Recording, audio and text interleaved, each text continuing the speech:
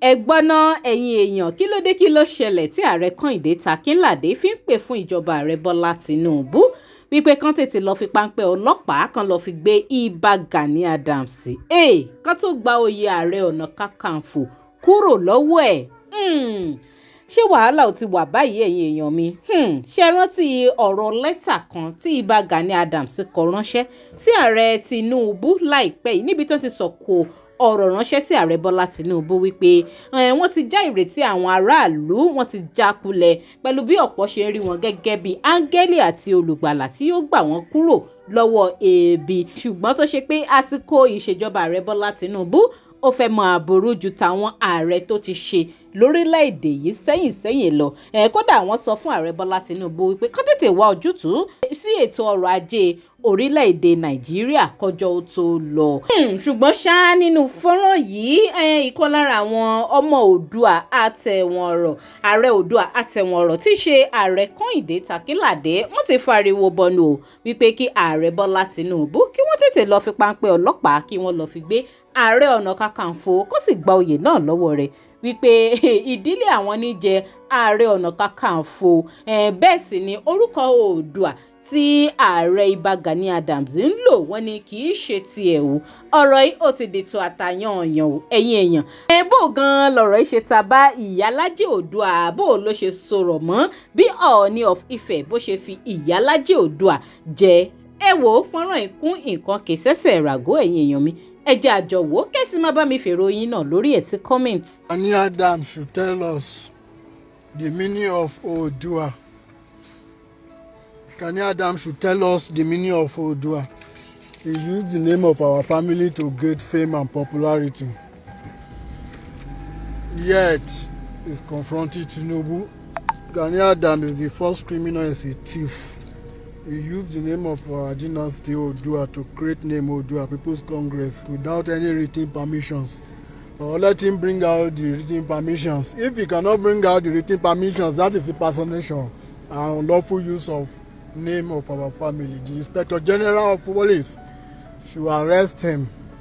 And already we have demoted him and we have stripped him off of the title of Ààrẹ Ọ̀nà Kakanfò because our father is Ààrẹ Oòduà Àtẹ̀wọ̀nrọ̀, the first man to use crown on heart in Ile-Ife. So we can dethrone any king, we can dethrone any chieftain title owner.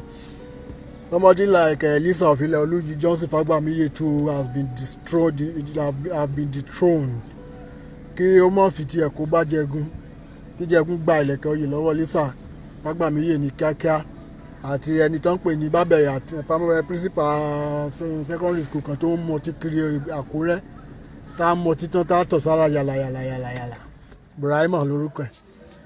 Gani Adams Tóyìn Kọ́ládé tó ń pera ẹ̀ ní Ìyálájé Oòduà kí Inspector General of Police kó bá wa gbé kó béèrè lọ́wọ́ ẹ̀ kí ni ìtumọ̀ Oòduà. Ìyálájé Odùduwà ló jẹ́ gbàwó ló wá di Ìyálájé Oòduà. Ọọ̀ni tó fi ẹ́ jẹ àrólé Odùduwà ni kì í ṣàrólé Oòduà. Oòduà orúkọ bàbá tiwa ni, orúkọ ilé wa ni. Ẹnikẹ́ni tí ò bá ti mọ̀ túmọ̀ Oòduà kó yẹ pera ẹ̀ lóòduà.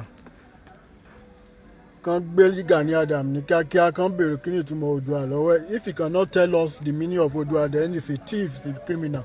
His people are languishing in poverty in Agbaluku, Arigidi ọjà and Ìmọ̀.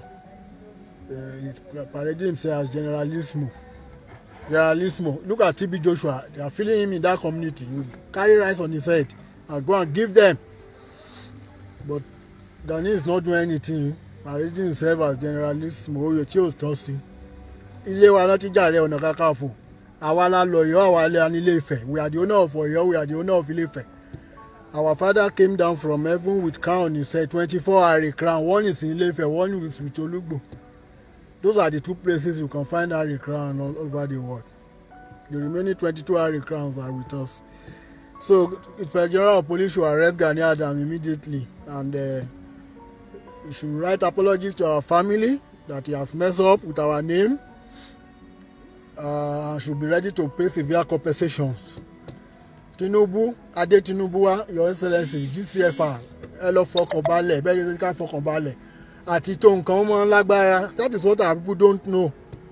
It's not easy to lay foundation. The foundation of Nigeria has been on a wrong foundation. Look at our crown that they are using to celebrate Olojo Ile-Ife. It was a stolen property by Oduduwa who killed our people. So to become the first Ooni of Ife, he collected it from them. Unfortunately, he collected the one causing people, and that is why he usually toast Ooni up and down during Olojo festival. The Arika has been cursing all of them. We have told them, let us come and do whatever we need to do to that crown so that we will be blessing Nigeria. They will not listen. And you want Nigeria to be okay when God is cursing Nigeria and you say you want Nigeria to be okay. So Gani should be arrested immediately for unlawful use of our name without permission. God bless Nigeria. God bless Ile-Ife. God bless Ile-Olujigbo Jamo. God bless Idori. God bless Ondo Ujamo town. God bless every part of the nations. We are our children.